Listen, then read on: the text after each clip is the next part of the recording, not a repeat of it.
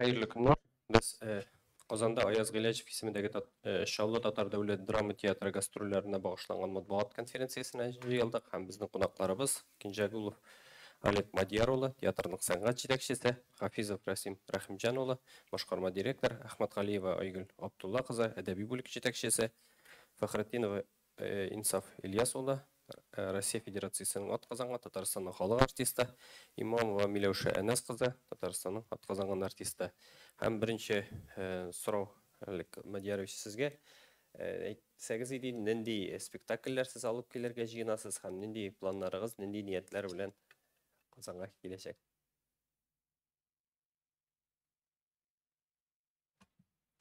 Раз. И сәлемсіз, қойнар сәлем сізге шалыдан. Аллаға шүкір келіп жеттік. Бүгін ерте шундай матур еді, қояшлы еді. Чөнки бүгін біздің театр үшін икелеті зур бейрәм. Біріншіден ол Аяз Гиләжевнің 95 еллығы, бик зур юбилей. Һәм февраль айында планлаштырылған мына шул юбилейга багышлана торган гастрольләр. Аллаһа буйрса, 17 февральдә Европада гашыйклар көнен билгеләгән көн дигәндә бик романтичный, лиричный, матур гына спектакль алып киләбез. Фатхи Бурнашның Яшь йөрәкләр. 14 дип әйттем бит инде. 15 февральдә Айгөл Әхмәтгалиеваның Капка спектакле.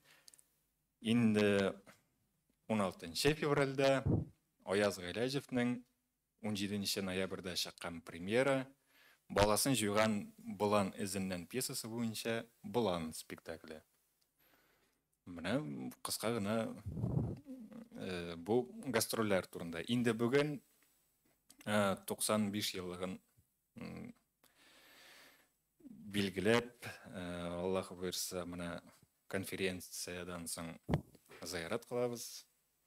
Аяз Гиләҗев кабере янына чәчәк салу мәҗлесе. Аннары Адымнар мәктәбенә Аяз Гиләҗев музей янына укытучылар белән очрашу булачак. Һәм анысы инде безнең бурычыбыз Накая апага кирип, аның белән җылы, матур итеп сөйләшергә дип. Чөнки премьерага ул безгә курыкмыйча, ул көнне ялгышмасам әле буран иде. Курыкмыйча килде. Аңа шиксез рәхмәтләребезне белдерәбез. Һәм сагындык, шуңа күрә Аллаһ буйрса кунакка кирбез дип өметләнәбез. Тагын нәрсә әйтим? Сорауларыбыз булыр.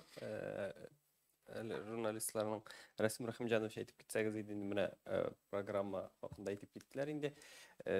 Сез Казан тамашачысын ничек кабул итәчәк алды театрын һәм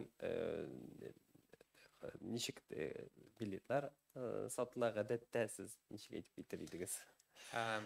Әйтеп киткәнчә, Олег Мадиярович инде әйтеп китте, 14 февраль, 15, 16 февраль көннәре Камал театры бинасында безнең гастрольләребез 3 көнлек. Инде билетларыбыз сатуга чыкты. Шулай ук безнең инде билетларыбызны Камал театры сайтыннан алырга мөмкин. Әлбәттә инде кассадан алырга мөмкин.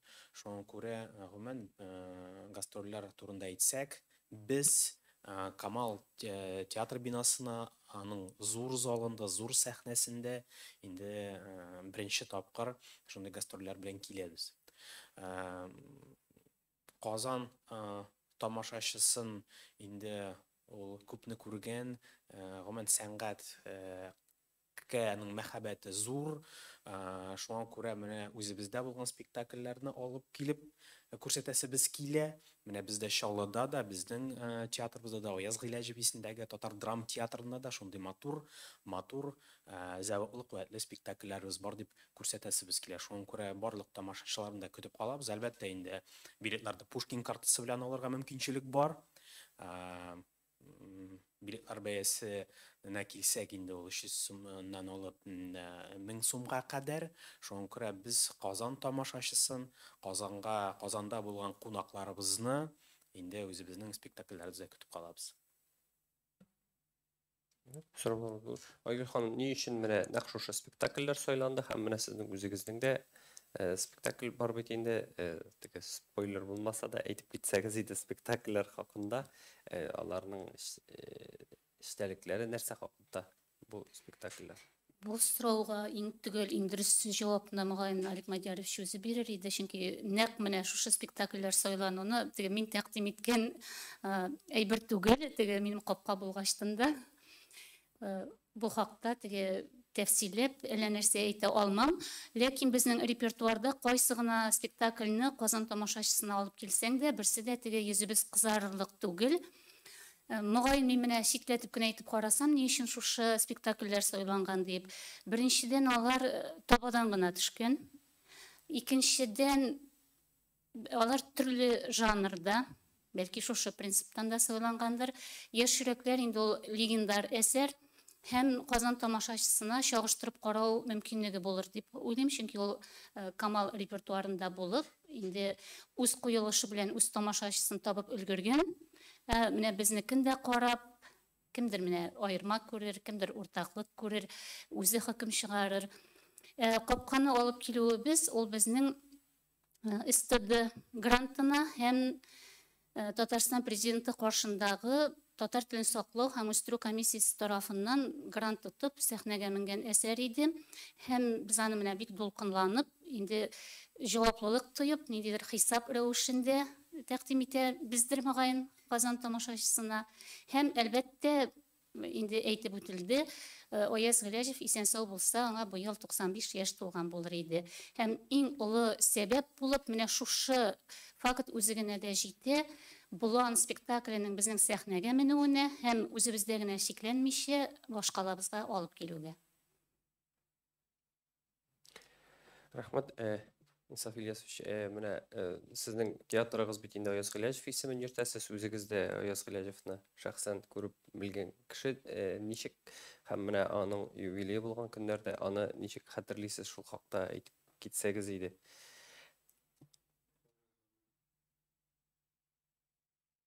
Бик күп тапкырлар очрашырга туры килде. Ул вакытта мин әлбәттә Минзәлә театрында эшлидем. Минзәлә театрында аның бик күп спектакльләре куелды. Менә мин белгән иткәннәре, уйнаганнары гына Өчар Шинҗир. Менә бу Буланны мин хәзер икенче тапкыр уйныйм инде. Анда да уйнаган идем, монда да уйнаган идем. Аннары Син минеке, мин синеке әсәре бар иде аның кызыклыгына. Анда уйнадым. Аяз абый турында нәрсә әйтәсе килә? Аяз абый инде ул шундый шәхес, чын ират ул, аның бөтен әсәрләренә карасаң да ул ничектер иратны күтәрә торган драматург ул. Аның менә бу Буланында ярылып ята, Буланда гына түгел, Чаршында да иратны ират итеп күрә белү. Һәм ул үзе дә шундый иде. Менә үз сүзендә тора торган, нәрсә әйтсә дә аны үти торган шундый кеше иде.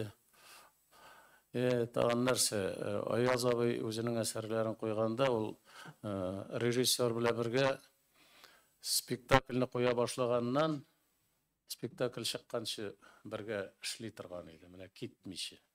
Менә шушы гадәте бар иде. Бик сөйләшергә рәхәт кеше иде. Күп белә иде безнең өчен инде ул. Чын татарны белә торган кеше. Һәм менә шул яклары белән миндә яхшы кеше булып истә калган шәхес. Һәм нинди рольләр башкарасыз, шул хакта да китсәгез иде. Бүгенге көндә менә шушы әле алып киләбез бит инде Буланны. Анда миңа роль бирде Алик. Ну, нене Ханнан ролен ойнайм. Ол теге эпизодический деп әйтеп тә бетермәс идем мин аны. Ол бу әсәрдә ул шушы әсәрне ача торган роль дип аңлыйм. Һәм миңа калса бу әйберне әйбәт кенә үтәп чыктым мин. Канәгать режиссер. Тагын нәрсә инде әле. Сөйекле дустым Аяз Гыйлаҗевның әле мин икән монда күбрәк. Сөйекле дустым да иң беренче шитеп Алик Мадиярович әле үзенең менә шу Аяз абыйның бит әле аның Аяз абыйның гомумән ачылып бетмәгән бит әле аның бөтенлеге. Шушы хатларына бер кайчан да әле мөрәҗәгать иткән кеше юк иде. Аның ана шушы тоткынлыкта булган хатларына җыеп без бик матур гына әсәр чыгардык. Без аны кеше залда уйныйбыз, ике генә кеше уйныйбыз. Һәм нәрсә әйтәсем килә, бик кызыклы гына, башта бик курыккан идек. Халыга менә малый бу залның безнең тулмыйча калганы юк, бик рәхәтләнеп йөри. Күрәсең кызыксына менә шагыйрьләр белән бик рәхәтләнеп тыңлап утыралар. Шушы без алдан хатлар белән хатларын укыганны. Рәхмәт, Миләүшә ханым, сез нинди рольләр башкарасыз һәм нинди хис кичерешләр белән киләсез Казанга? Рәхмәт. Без Казанга ел сайын түгел инде менә гастрольләргә килгән сайын бик зур җаваплылык хисе тоеп, дулкынланып киләбез. Әле Чаллы театрының яңа бинага күчкәч, аңа язучы Аяз Гыйлаҗев исеме бирелгәч, һәм менә инде безнең җитәкчелек үзгәргәч, безнең бу Чаллыгыда Казанга килгән беренче зур гастрольләребез. Шунлыктан безнең бераз гына хәзер театрыбызның да икенче төрле юнәлештә эшли башлады дип әйтсәм мөгаен ялгышмамын. Башкалар кебек мин дә Казанга зур дулкынлану хисләре белән киләм һәм Аяз абыйның иҗатына килгәндә аның безнең театрда куелган эш әсәре сәхнәләштерелде. Беренчесе аның «Өч аршын җир» иде. Аны Фаил абый Ибраһимов сәхнәләштерде һәм Алик Мадиярович сөекле дустым әле генә әйтеп үтелгәнчә хатларыннан җыелган әсәр инде ул. Һәм өченче зур әсәре баласын җыйган Болан изеннән исемле пьесасына нигезендә Болан драмасы сәхнәләштерелде. Бәхетемә миңа менә «Өч аршын җир» спектаклендә Тәүфыйк карчыкны һәм уйнарга шундый бәхет елмайды һәм инде менә хәзер Болан әсәрендә мин Сукыр Мәсрүрә образын иҗат иттем дисәм инде. Мәсрүрә беренче укып чыгуга Аяз абыйны бер укып кына аның ничектер аңлап булмый, аның тирәнлегенә кереп булмый. Алик Мадиярович тәкъдим иткәч, бер тапкыр укыдым, ике тапкыр укыдым, өч тапкыр укыдым. Үземдә ниндидер Миләүшә белән бу Мәсрүрә арасында бәлки ниндидер каршылыклар да туды минем. Ул физик кимчелеге дә булган, менә карчык безнең яшькә туры килә инде. Ул вакытта бит инде 60 яшьлектә карчыкка саналган. Аяз абыйның 85-нче елларда иҗат ителгән әсәре, ләкин аны Алик Мадиярович шундый оста гына итеп, ул чордан алды да безнең заманга яраклаштырып куйды булган әсәрен. Ул менә хәзер безнең замандагы ничектер шундый безнең заманда яңгырый дип әйтим инде. Менә шулар минем. Рәхмәт. Һәм Алик Мадияровичка шул сорауды биргәндә, ни сәбәпле нәкъ шушы спектакльләрен сайлап алдыгыз? Сез әгәр дә монда төп рольне уйнаучы кеше буларак.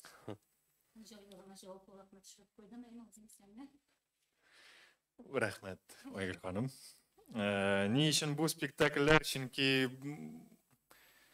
бу спектакльләр аны артистлар да яратып уйный.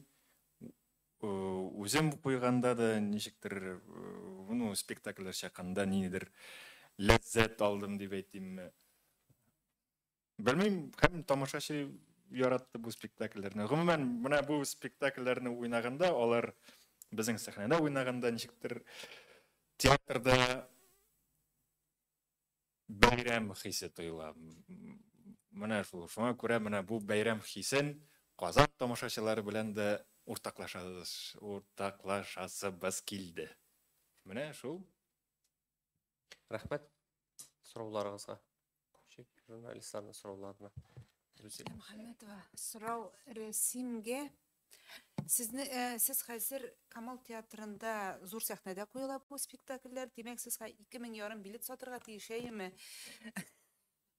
Нинди юллар белән сатырга җыенасыз бу билетны? Һәм менә бу спектакль, нәкъ менә шу спектакльләрнең сайлануына сез риза булдыгызмы? Элек Чаллы театры күбрәк комедия алып килә иде, матур гына сатып, уйнап кайтып китә иде. Ә монда комедияны да түгел. Sizin белән киңәштеләрме шу спектакльләрне сөйләргә һәм сезгә 2,5 ярым билетны сату юлларын ничек сата? Сорауыңыз өчен бик зур рәхмәт. Әлбәттә, җиңел сорау түгел. Чыннан да без бит инде үзебезнең бинабызда 278 урын. Без Чаллы шәһәрендә залны ничек тутырырга кирәк икән беләбез, аңлыйбыз, ул тамашачы белән без таныш. Гастрольләргә чыксак, шулай да бу юл инде таныш, ничегрәк билет сату, кешеләр килү, тамашачылар. Әлбәттә, Казан тамашачысы ул икенче ниндер тамашачы. Әлбәттә, без Олег Мадьярович белән киңәшештек, ничек сайладыгыз дигәннән, инде курыкмыйча җавап әйтергә мөмкин. Мәсәлән, яшьрәкләр инде ул безнең театрыбызда кассовый спектакль дип атасак була. Үзебезнең бинабызда. Шуңа күрә инде менә капка белән булан, әлбәттә, булар комедия түгел, булар драма. Ләкин бу ике спектакль комедия булмаса да тирән эчтәлекле, зур мәгънәле һәм ничектер үзебезгә экзамен буларак менә шушы спектакльләр безне Казан тамашачысына күрсәтәсе килде. Инде сату ягыннан төрле суллар белән. Әлбәттә, инде монда реклама, интернет реклама, таргетированный реклама ул ягыннан, әлбәттә, инде уку йортлары белән зур элемтәдә Пушкин картасы белән эшлибез. Шуңа күрә, Алла бирсә, шушы 3 спектакльгә 3 көн рәттән инде залларыбызны тутырачакбыз һәм дә инде залларыбыз тулы булыр дип өметләнәбез. Амин. Шулай булсын. Рәхмәт. Исәнмесез, Ялкын журналы. Минем шундый сорауым, театрда яшүсмерләр, балалар репертуары зурмы? Һәм гомумән нинди спектакльләр тәкъдим итә ала? Менә Пушкин картасы белән алып була дидегез, булардан кала. Олег Мадьярович, сезгә бу? Кемгә? Балалар өчен, яшүсмерләр өчен.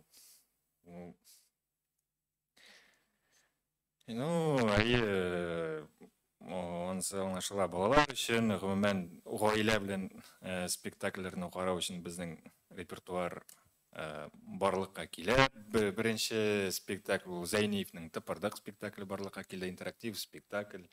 Шуннан соң татар халык әкиятләренә нигезләнеп Чәчәк күлмәк спектакле. Бүген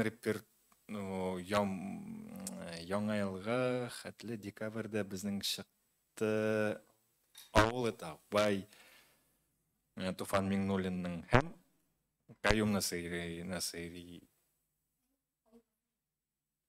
Абу Галисина һәм яшүсмерләр. Менә көз көне безнең шундый фикер башыбызга килде.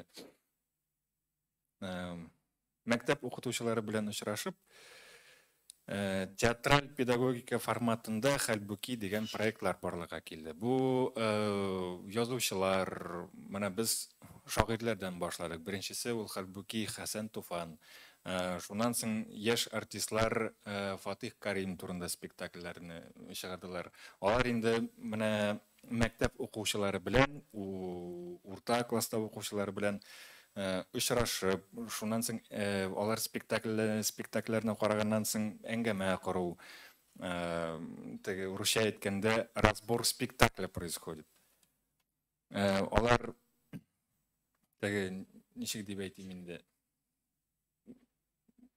Гомумән шаллыга килгәндә ул ничектер тойдым мин аны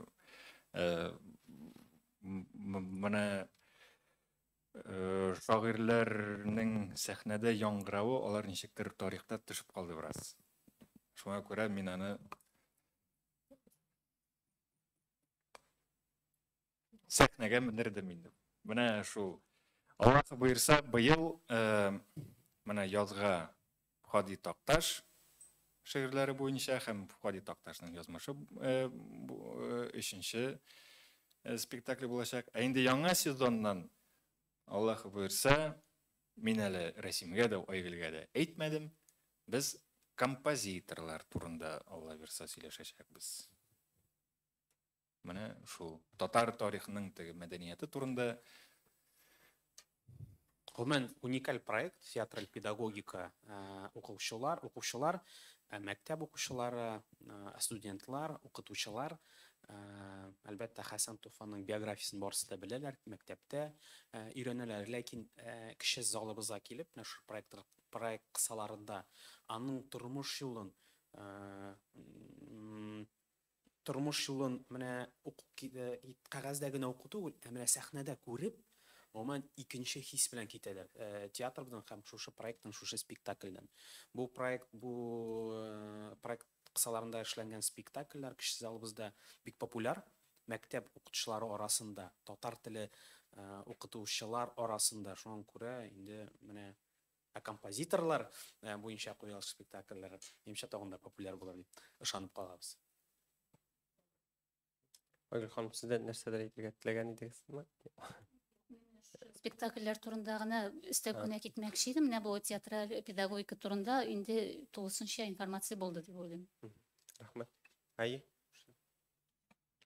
Мөршидә Кыямова, Идел журналы. Минем сорау шундый, беренче гафу итегез, мин Чаллы театрын бик үк белмим, шуңа күрә сорыйсым килә. Менә монда сез 3 спектакль алып киләсез, әйме, өчесенең дә режиссеры сез. Сездә анда бер генә режиссер эшлиме, коллектив башка режиссерлар белән эшлиме, шул сорау минем. Аннары менә әйтеп киттегез,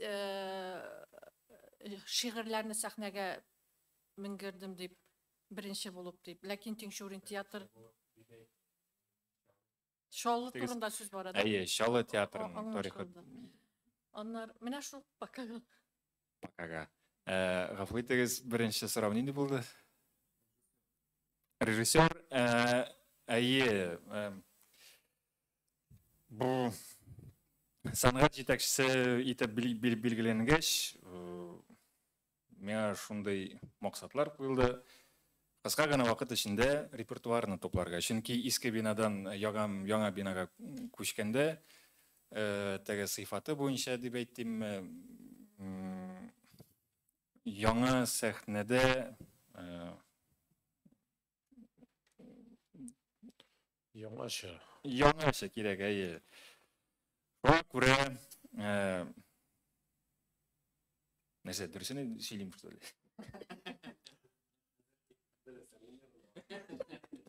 Юк, без бит шундый кичкенә генә залда уйнап килдек, әйме. Монда чисто теге чын театр дип кабул итеп тә булмасы.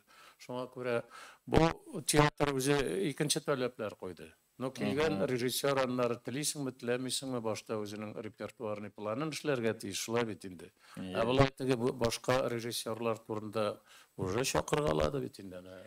Әйе, менә узган елны Инсафовый бик зур рәхмәт чакыра башлады. Узган елны Әбугалисина спектаклен Гүлназ Минкина чыгарды.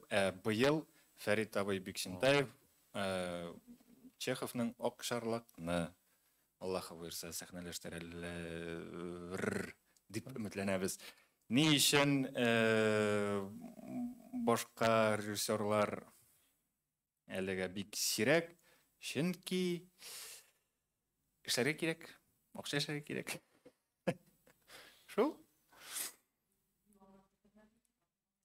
Жоқ, но ничек дип әйтим. Сорау минем шундый, менә яшьләр бармы сезнең труппада? Яшьләр бар, Аллага шөкер.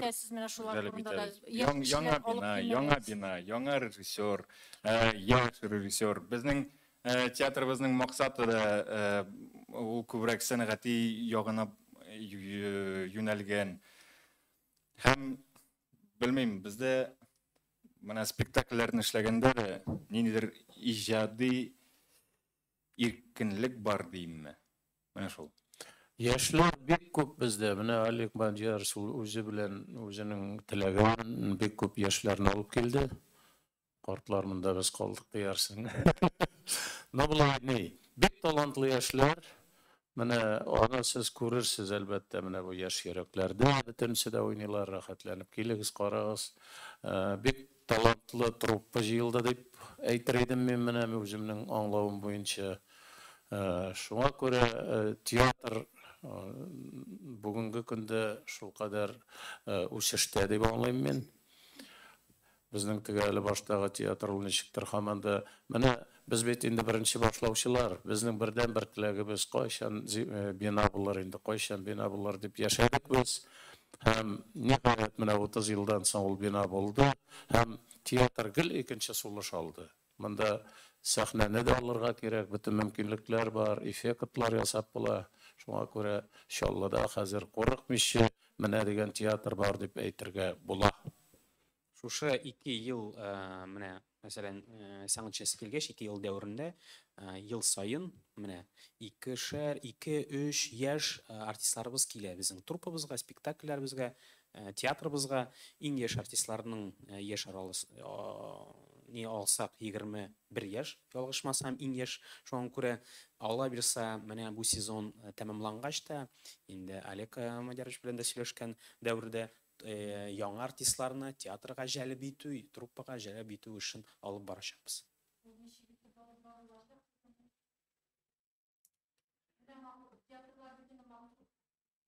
Театрлар махсус группалар туплыйлар бит инде. Кемдер укытып бирә. Бикшәнтәев үзенекенә, Илдар Хайруллин, Тинчурин театры. Сездә дә шулай булачакмы? Махсус сезнең өчен әзерләнгән актерлар булачакмы? Аллаһы буйырса, теге зур үскәч булачак. Ләкин хәзер менә узган елларны театраль училищедан барып, шәкертләр белән очрашып, аларның теләкләрен белеп, шулай уртак тел табабыз да, алар безгә килә. Махсус группа җыяр өчен ул булай хыяллар бар. Ләкин әлегә безгә ул иртәрәк, чөнки кыска гына вакыт эчендә театр үсте, Аллага шөкер, тамашачы да йөри, тамашачы хәзер саны да күбәйде. Ләкин шул планканы бераз тотарга кирәк һәм үстерергә кирәк. Менә Аллаһы буйырса, 1-2-3 елдан бәлки махсус группаны җыярбыз. Мында өстә бер нәрсә әйтмәкче булам. Теге балта сораганга шушлы тоттыру кебегрәк яңгырамасын. Бу сорауга бәйле түгел. Без менә хәзер утырабыз да, соңгы берничә елда Аллага шөкер чынлап та теге үсү юлына бастык дибез. Ләкин һеч кенә дә теге ялгыш аңламасыннар иде. Моңа хәтле яңа бинага күчкәнче Шаллы театры ниндидер теге бик артта калган, ниндидер планда яшәгән театр дип. Без һеч кенә дә онытырга тиеш түгелбез. Менә 90-нчы елда юктан бар итеп шушы бинасыз әле татар теле өчен көрәш барган елларда менә шушы Инсаф абыйлар беренче булып менә профессиональ театр төзеп, аның нигезен салып һәм бүгенгәчә яшәтеп үстереп килгән нигез ташлары бар безнең. Ул вакытта менә Шаллы театрының бинасын бәлки барып күргән журналистлар бардыр. Андагы шартларда 30 ел буе сәхнә тотып эшләр өчен белмим нинди фидакарлык кирәктер. Шул Инсаф абыйда алдарга ирек бирмәсе Миләүшә Имамовада. Ул менә тәлинкә кебек кичкенә генә сәхнә һәм аның янәшәсендә үк тамашачылар тезелеп утыра. Һәм алар шунда менә банкрот кебек, хәят кебек, нинди саглы спектакльләр чыгардылар. Әйткәнемчә, безнең менә бүген үсеш юлына баруыбыз, менә шушы нигез ташларына таянып, шул ук Фаил Ибраһимовның эшчәнлеген без һеч кенә дә тарих битләрендә үз урынын алып кала торган шәхес һәм ул эшләгән еллар, үз урынын алып кала торган еллар. Әйткәнемчә, без булганга, тарихка таянып, бүген менә ипләп күтәрелү юлында. Әлбәттә. Юк, инде ул тәгәгел булмады дип әйтеп булмый. Булдырылганча менә ана шул борчып килде менә шушы бинаның булмавы безне. Шуны әйтәсем килде минем бу фикер белән. Булай без инде монда матур. Нишләп калмаска инде куйдык. Бүтән спектакльләрне күрсәтеп бардык. Ну теге менә булай зурлап, өчәр, дүртәр, берәр атнага килүләр булмады, менә ничектер. Булай спектакльләрне безнең бит фестивальләр бик күп хәзер, шуларга килеп күрсәтеп бардык без. Рәхмәт, әйе, Рәзилә. Сорау биргәнче Мөршидәгә җавап бирим әле, ни өчен Олег куя дигәнгә, әгәр дөрес җавап бирмәсәм, дөрес түгел дип әйтерсез. Башка театрлар безнең Казан театрларда, Камалда Тинчуринда грант алалар, правительственныйны. Федераль акча алалар, бөтен Закамский театрлар, Чаллы театры бердән-бер грант спектакльларны, СТД бер грант бирде буга инде 600 мең. Башка грантлар юк. Чакырылган режиссерлар алар бер дә арзан тормый, шуңа күрә аптыраганнар үзе куядыр дип уйлыйм инде, дөресме? Аха, хәзер сорау. Олег, Зәңгәршәл ни куелачакмы ул бер сорау. Икенчесе, яңа татар пьесасында син нидә идең? Жюрида, комиссияда идең. Анда берәр кызыклы спектакльләр күрдеңме? Һәм яра аннары сорау. Зәңгәршәл Аллаһы бирсә куелачак, ләкин бу елда түгел. Кемнәр белән? Кемнәр белән? Мейсәрә Миләүшә Имамова, Булат Инсафовый. Инсафов дип.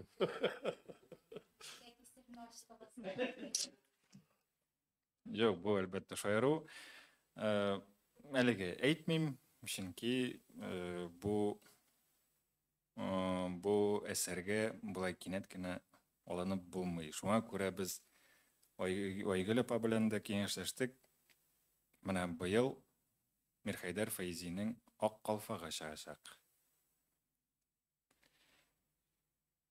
Икенче сорау нинди булды? Яңа татар пьеса. Кызык пьесалар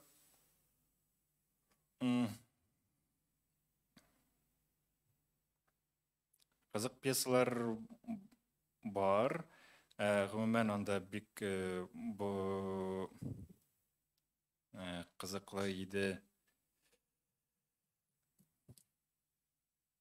Кара булай гына исемә төшмим бит әле.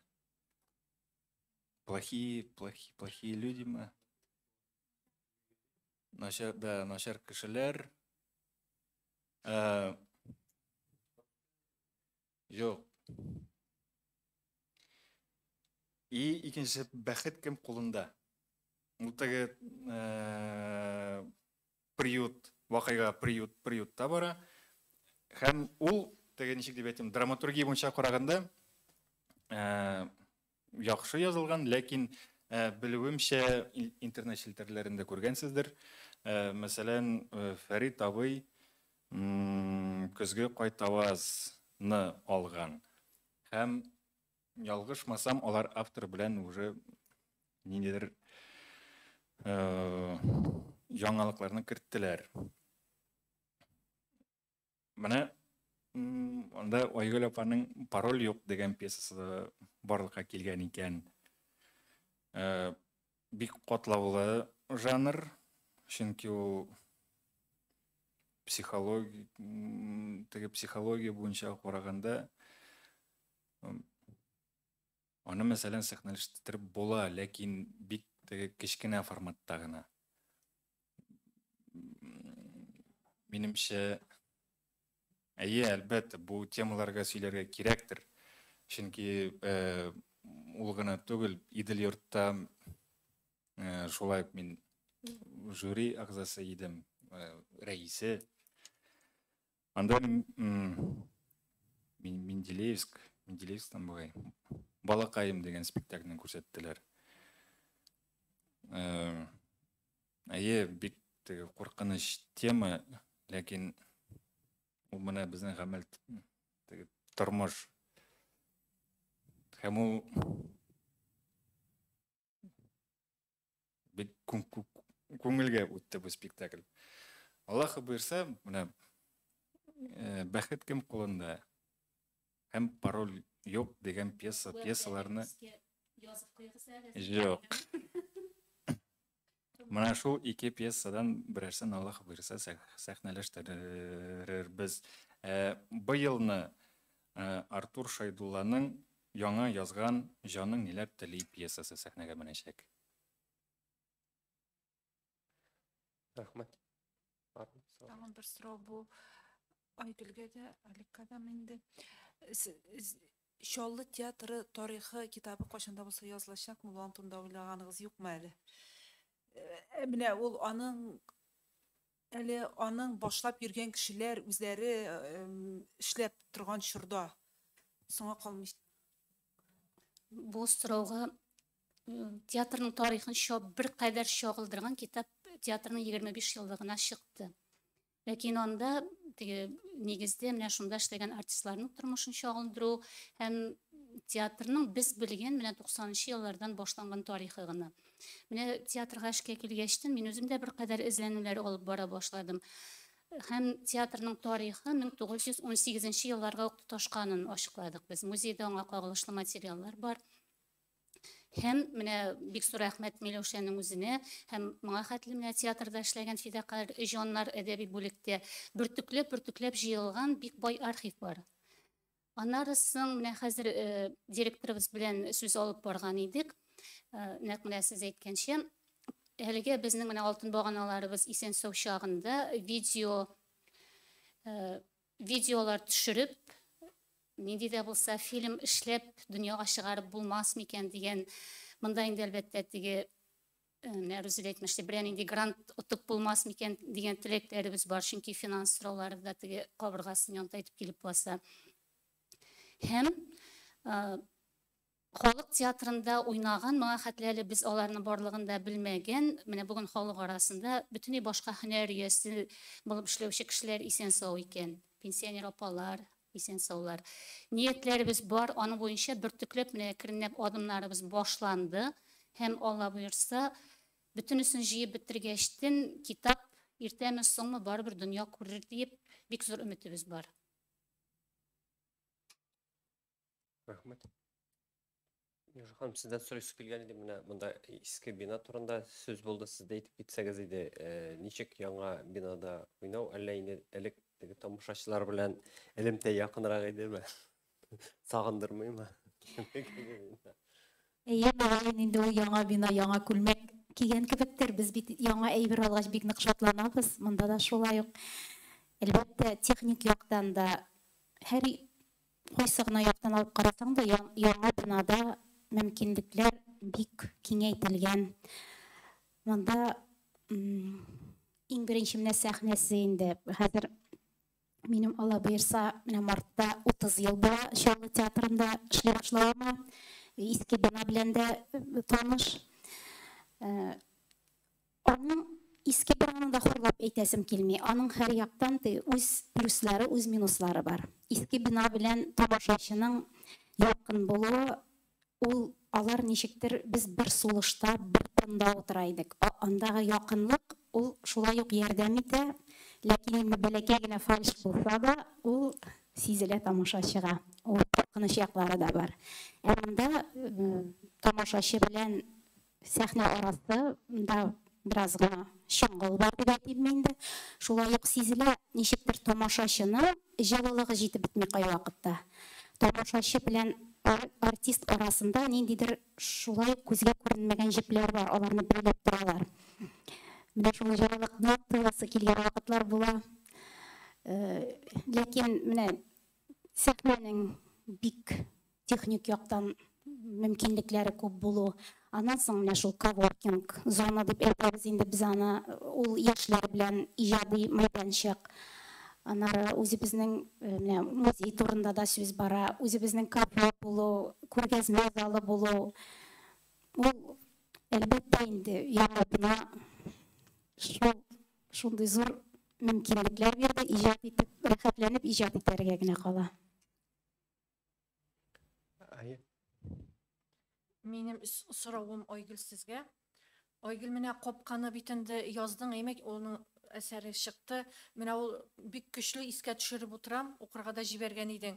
Менә син канәгатьме? Менә бер карап торышка режиссер битендә яшь.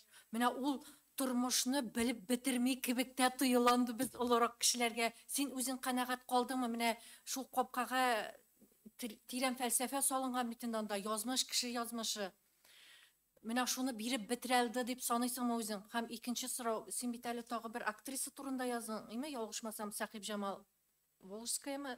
Менә аны да сәхнәгә менүен телисеңме? Менә ни буларак, драма әсәре буларак.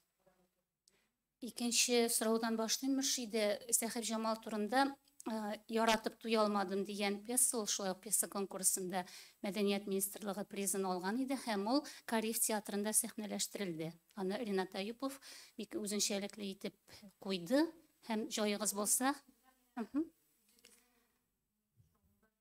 Шаллыда минем үземнең бу пьесаны һәм бу героиняны күтәреп әле режиссерга тәкъдим иткәнем юк.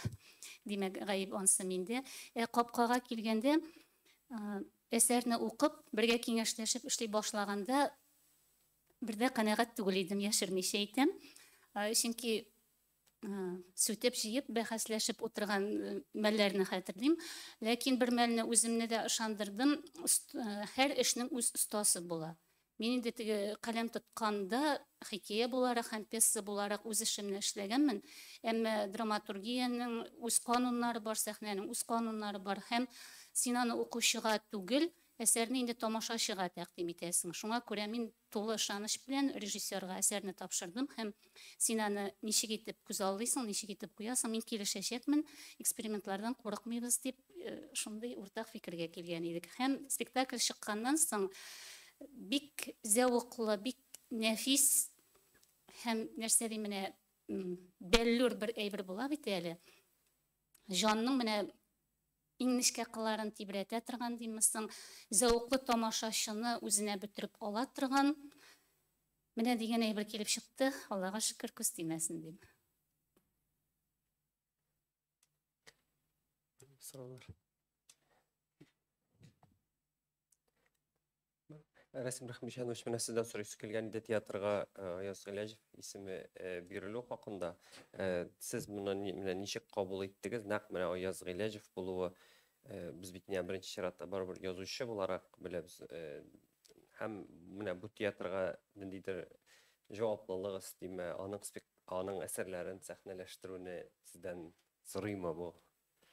Гомумән, театр яңа бинага күчкәч, инде Мәдәният министрлыгыннан Шаллы шәһәре мәдәният идарәсе исеменнән инде һәм безнең театр исеменнән конкурс игълан ителде. Шушы конкурс дәверендә инде безнең шәһәрдәшләребез, яршаллылар, гомумән яршаллылар гына түгел, Татарстаннан инде шундый конкурс игълан ителде. Ничек театрның менә исемен кем төрле анда төрле ниндер исемнәр, эшпошмак исемнәре дә бар. Кем менә нәрсә тели? Гомумән гади халык. Ничек күрергә телисез? Төрле исемнәр бар иде. Әлбәттә, инде бу теге иң кызыклы исемнәреннән генә әйтеп китәм. Гомумән әйткәндә, инде Аяз Гыйләҗев исеме җыенып чыкты конкурс дәверендә. Әлбәттә, инде без үзебезнең театрыбызның Аяз Гыйләҗев исемен йөртү безнең өчен бик җаваплы. Ни өчен? Чөнки кызганычка каршы Аяз Гыйләҗев инде юк, ләкин аның тормыш иптәше Нәкыя ханым исән, Аллага шөкер, һәм ул безнең бинабызга килгәндә, безнең театрыбызга килгәндә, менә соңгы тапкыр Болон спектакленә премиясына килгәндә, ул гел шалтыратышып тора. Олег Мадерышка шалтырата, ул Ямиңа шалтырата, ул бит инде олы Айгөл ханыма шалтырата, ул бит инде олы йөрәкле кеше. Фикерләре булса, ул туры бәреп әйтә, нәрсәдер белән килешмәсә, шуңа күрә без аны белән гел элемтәдә һәм менә безнең театрыбыз Аяз Гыйләҗев исемен йөртү безнең өчен бик зур горурлык. Һәм дә инде шушы безнең гастрольләребездә, февраль аенда булачак гастрольләребездә Аяз абыйның 95 еллыгына багышланган тууына, инде Алла бирсә, 5 елдан соң менә тууына 100 ел булачак. Без барыбыз исән сау булсак, инде Аяз Гыйләҗев кечкенә генә монумент куерга, Гомумән, менә 100 еллык зур итеп үткәрергә зур планнар корабыз. Инде әлеге моментка хәзер документ, без театр исеменнән документ әзерләнә, бер чаралар. Шуңа күрә Чаллы күләмендә генә түгел, Татарстан республика күләмендә дә шундый планнарыбыз бар. Шуңа күрә без бик горур. Һәм дә инде аны бит әле бик таныклы малайлар да исән. Алар белән дә без гел элемтәдә. Шуңа күрә без горурланабыз һәм инде Аяз абыйның йөзенә кызыллык китермибездер дип ышанып калабыз. Киләчәктә аның әсәрләре ел сайын куелачак дип аңларга кирәктер инде. Шулай булмаса, нинди әсәрләре куелачак киләчәктә дип әйтик инде. Бармы сезнең шундый планнарыгыз? Талантлы малайларны. Планнар бар. Ләкин менә бу пресс-конференция алдында радиода да идем, әлегә сер. Чөнки Нәкыя апа белән без аралашабыз, менә Алла бирсә бүген очрашабыз, ул миңа кайбер кирәкле мәгълүматны Алла бирсә бүләк итәргә тиеш.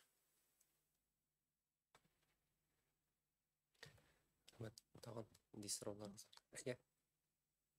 Инсаф абый, сез үзегез Аяз абыйның кайсы әсәрен сәхнәгә чыгарасыгыз килсә, менә ул үзе кайсы әсәрен тәкъдим итәр иде бүгенге көнгә актуаль дип сез аны үзем белгән кеше буларак?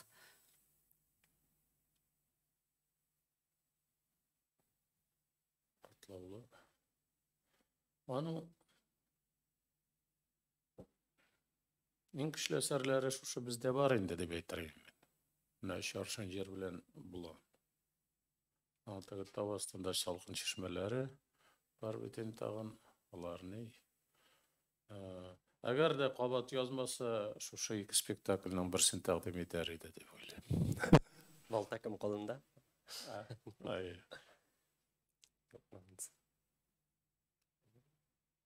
Юкмы? Сораулар. Үзегезнең теләк тәкъдимнәрегез бармы тамашачыларга, журналистларга? Мен менә иң башта бөтенсеннән узып әйтеп куям, гафу үтенәм дә, рәхмәт әйтәсе килә. Ни өчен? Чөнки менә бу гастрольләр уңаеннан гына түгел, шушы яңа адымнар белән атлап килгән Чаллы театрының бөтен яңалыкларын менә кайчан сорама, ярдәм кулы сузарга әзер торучы безнең коллегаларыбыз бар. Чөнки шул ук журналист булсын, язучы булсын, телевидениедә эшләүче диктор булсын, без бөтенебез теге бер үк максатка хезмәт итәбез. Теге татар теле, татар әдәбияты, мәдәнияте дигән сүзләр ничектер теге кызыл сүзләр генә булып калмыйча, менә бер йодрык булып эшли беләбез һәм һәр вакыт менә Казанның кайсы газетасын булсын, радио булсын, телевидение булсын, менә шул ук медианың бөтен журналистлары дияр идем. Бөтен матбугат чаралары менә теләктәшлек белдерергә әзер торалар. Менә бүгенге очрашуга да шул хәтле теге җылылык белән бик теге җайлы гына итеп журналистларны да җыеп, гомумән менә һәр вакыт кулга-кул тотынып эшләү мөмкинлеге бар. Шуңа күрә мин коллегалар дим инде сезгә аерым зур рәхмәтләрне җиткерәсе килә бөтен театр исеменнән. Калганнарга Шуннан да килешәп, инде әлбәттә дөрес әйтте коллегалар, хөрмәтле коллегалар, без сез белән уртак эш эшлибез. Шуңа күрә барыгызга да иң беренче чиратта бик зур рәхмәт. Сәламәт булыгыз. Һәм дә инде без сезне безнең спектакльләр бездә Казанда көтеп калабыз. Чаллыга килсәгез, әлбәттә инде безнең иң беренче чиратта әлбәттә бинаны күрмичә, безнең спектакльләребезне күрмичә инде кайтып китмәк. Шуңа күрә кунакка көтеп калабыз. Бик зур рәхмәт. һәм безнең артистларыбызга да сүз бирәсе килгән иде. Сез дә фикерләрегезне әйтсәгез иде, тамашачыларга, журналистларга бәлки бар. Казан тамашачысы, ул гомергә безгә якын тамашачы. Менә мин аны Минзәләдә эшләгәндә үк беләм. Бер заман без менә монда ничәнче еллар инде ул күптән әлбәттә. Шушы Казан тирәсендә, Казанның үзендә 2 көн уйнады, дворецларда 36 спектакль уйнап киткәнне хәтерлим. Һәм шуларның бөтенесе дә шыгырым тулы иде. Менә күз алдына китерегез хәзер шушы әйберне. Шуңа күрә Казан тамашачысы ул безгә якын тамашачы. Тик менә соңгы вакытларда тамашачыны җыю өчен теге 4-5 елга бер тапкыр түгел, елга бер тапкыр килеп китәргә кирәк. Хотя бы 2 елга. Һәм ул теге бер генә спектакль белән түгел, тамашачының исендә кала. Менә шушындый рәттән бер хотя бы бер 3 спектакль нитсәң тамашачының исендә ныграк кала. Менә шушай берне безнең ни әйтсәң дә республиканың баш каласы монда театрларны, безнең кебек театрларны һәр елны чакырырга кирәк. Рәхмәт, Миләүшә ханым, сезгә. Менә шундый фикердә. Актерның инде ул әйтер сүзе гел сәхнәдә, спектакльләрдә. Шундыктан без барыгызны да көтәбез үзебезнең спектакльләребезгә. Рәхмәт игътибарыгыз өчен. Очрашырбыз дип өмет итәбез. Әйтәсе сүзегез калдымы, Алик Мадиярович? Бик зур рәхмәт.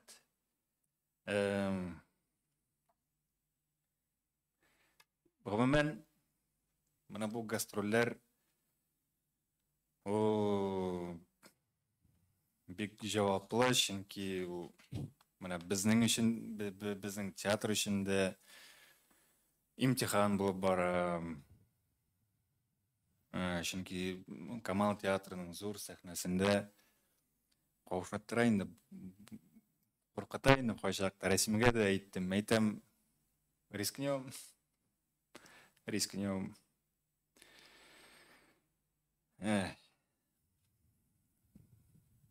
Беренчедән, остазларыма шексез рәхмәт теләмен. Һәрбер укытучыларыма, Айгөл ханымга рәхмәт, Инсаф абыйга, бөтен труппа, бөтен театрга, чөнки мин аларга ышандым, алар миңа ышандылар. Рәхмәт Фәрит абыйга, рәхмәт Ирада Хафизяновнага. Барыгызга да